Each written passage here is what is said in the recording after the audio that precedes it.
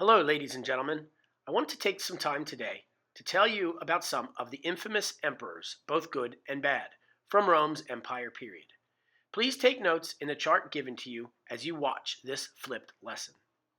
We will start with Rome's first emperor of the Julio Claudian dynasty, although he did not use the title of emperor. We are talking about Octavian, but let's refer to him using his formal name, given to him by the Senate, Augustus.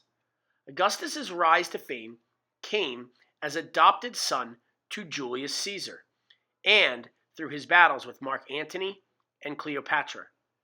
But now he was at the top, seizing power as sole consul of Rome. He called for a virtuous Rome, reenacting laws from the Roman Republic. To win over the people, he worked to improve and beautify the city of Rome. Augustus doubled the size of the empire. He instituted a census for counting Roman citizens so that he could properly collect taxes. During the reign of Augustus, the Roman world of the New Testament comes into being. Now it came about in those days that a decree went out from Caesar Augustus that a census be taken of all the inhabited earth. Luke chapter 2, verse 1. This is where two of the most influential lives in ancient history intersect. First, the life of Caesar Augustus, who was proclaimed by Rome to be the son of a god, who produced a world where Roman power reigned supreme. Second, the life of Jesus of Nazareth, who was born in the tiny Judean village of Bethlehem. Jesus of Nazareth went on to challenge, transform, and outlive the influence of the entire Roman Empire in ways that Augustus could not, in his wildest dreams, ever have imagined. Augustus also expanded Roman roads almost everywhere. He founded the Praetorian Guard, or the personal guard of the emperor. He created the Roman Postal Service and remade Rome with a new forum as well as new police and fire departments. He is credited with starting the Pax Romana, or Roman peace. People could now travel the new Roman roads and feel safer doing so. It is said that Augustus said, "I found Rome a city of bricks and left it a city of marble." When his death drew near, he had no heir to the throne. He ordered his stepson, Tiberius, to divorce his wife and marry Augustus's daughter. He had adopted Tiberius at 46 years old, so that Tiberius would be the next emperor. But Tiberius was not his first, second, or even his third choice. This would show in Tiberius's reign. Tiberius struggled from the start. He was always insecure. Instead of trusting his nephew and hero, Germanicus, he entrusted a man named Sejanus and promoted him to head of the Praetorian Guard. Tiberius soon left all the governmental workings in Rome to Sejanus and retreated to his palace on the island of Capri, where he was safe from his enemies and could do whatever he wanted. He also invited his political enemies there, where he tossed them off the cliff to their deaths. Meanwhile, back in Rome, Sejanus was plotting against Tiberius, hoping to become emperor himself. He has all the remaining members of Germanicus's family exiled or killed, all except the youngest, Gaius, otherwise known as Caligula. Caligula moved to Capri, where Tiberius adopted him. When Tiberius got word of Sejanus' treachery, he had him strangled and dumped into the Tiber River. In 37 CE, Tiberius died, leaving the empire to Caligula. Caligula holds the honor as being the first of Rome's emperors who was assassinated. To put it simply, he was nuts.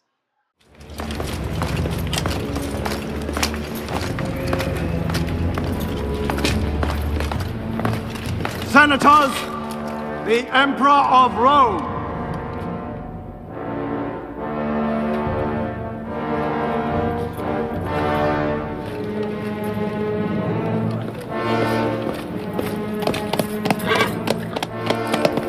Get out of the way!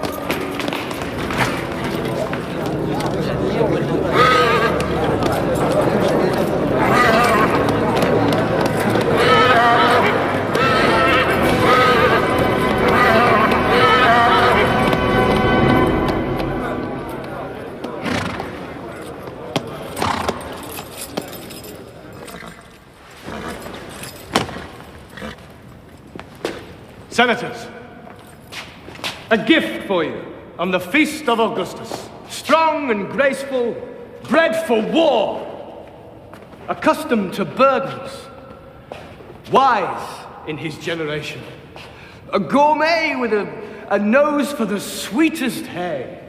Allow me to introduce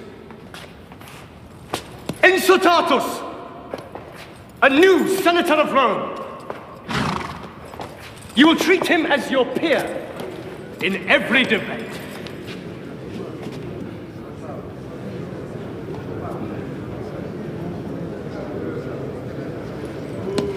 Well!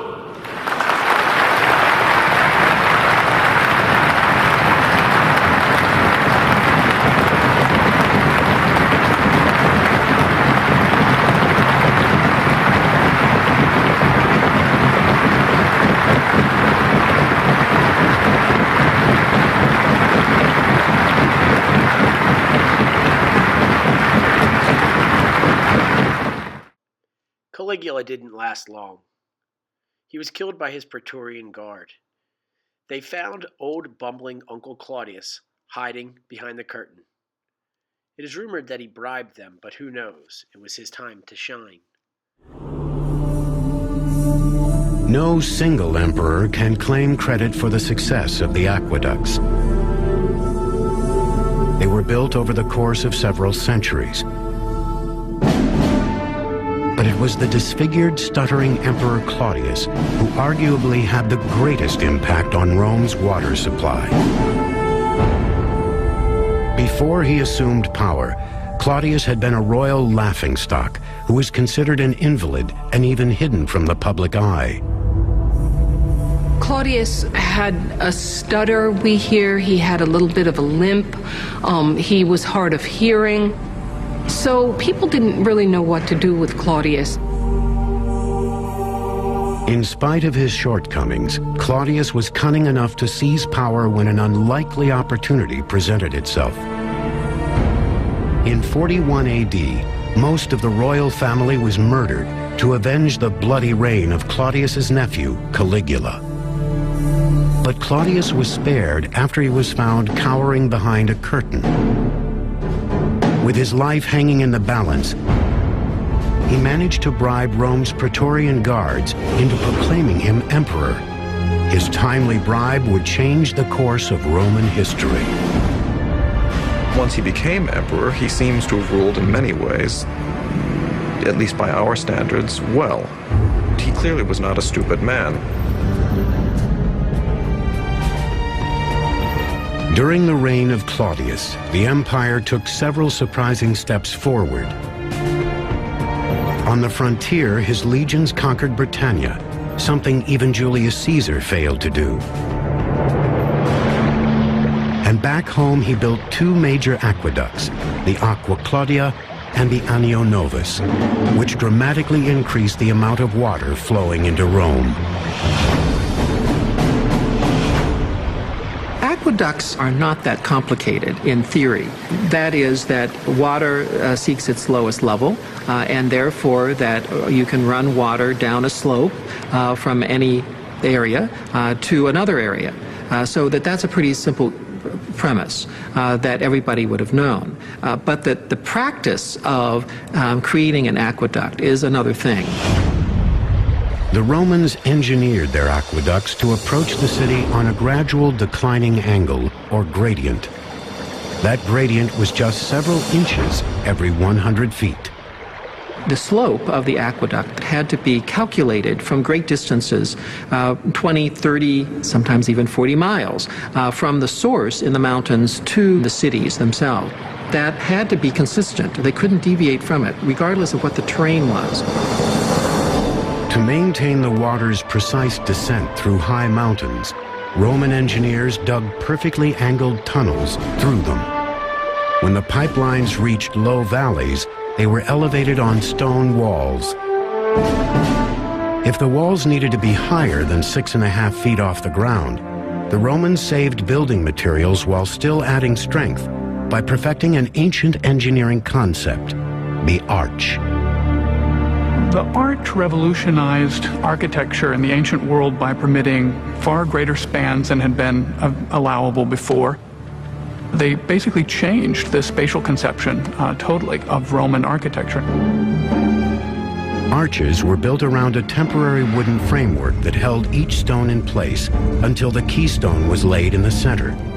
The keystone evenly distributed weight down each side of the arch, allowing builders to stack additional stones above it. Arches are improvement upon building just a straight wall in a variety of means, both in terms of their efficiency and in terms of their strength. The arch, of course, takes much less material to build.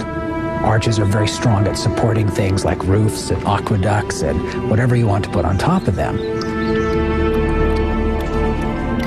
A 6-mile column of arches carried the Aqua Claudia across the valleys on its way to Rome. The aqueducts would have had a covered roof, but of course if you could take the roof off, you could see the water like an open river coming down towards the city. After reaching the city, each aqueduct emptied into 3 holding tanks. One for the public drinking fountains, a second for the public baths, and a third reserved for the emperor and other wealthy Romans who paid for their own running water, a concept that was well ahead of its time. Basically, every home by the 1st or 2nd century AD of any means had running water. This is astounding, because the entire span of the Middle Ages, they didn't have this. With the construction of the Aqua Claudia and the Anio Novus, Emperor Claudius had revitalized Rome's system of water distribution. His public record was one of success, but the choices he made in his private life would ultimately lead to his downfall. The tradition about Claudius is that he was uxorious, that he loved his women and his wives in particular too much, and was subservient to them. He sent shockwaves through the empire when he married his own niece, Agrippina, the conniving sister of Caligula. Agrippina came from a line of ambitious, popular, and powerful women. She was kind of in some ways the Cleopatra of her age. She was headstrong, she was proud, and she was ambitious. She was terribly ambitious. After having been surrounded by emperors her whole life, Agrippina was hungry for her own taste of power. She used all of her physical and political charm to attain it. And once the aging Claudius was under her spell, she used her only son as a means to perpetuate it. Agrippina's main intent in seducing Claudius and becoming the empress was to ensure that her son would accede to the throne. In 50 AD, Agrippina convinced Claudius to name her son from a previous marriage as his heir, instead of his own biological son. 4 years later, Emperor Claudius was dead, poisoned by a mushroom, and his wife's ambition. Overnight, Agrippina had gone from being the wife of one emperor to the mother of another. His name was Nero, a 16-year-old tyrant in training who had engineered disaster.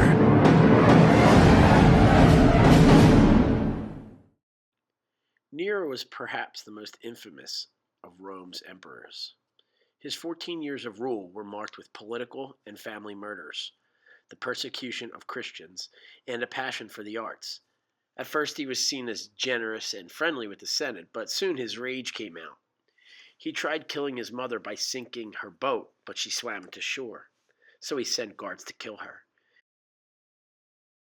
When the great fire of Rome burned, he blamed it on the new religious group called the Christians and had them fed alive to animals or used as human torches at his garden parties. He thought he was a true artist, so when his Praetorian guard came to kill him, he stabbed himself, saying, "What an artist dies in me."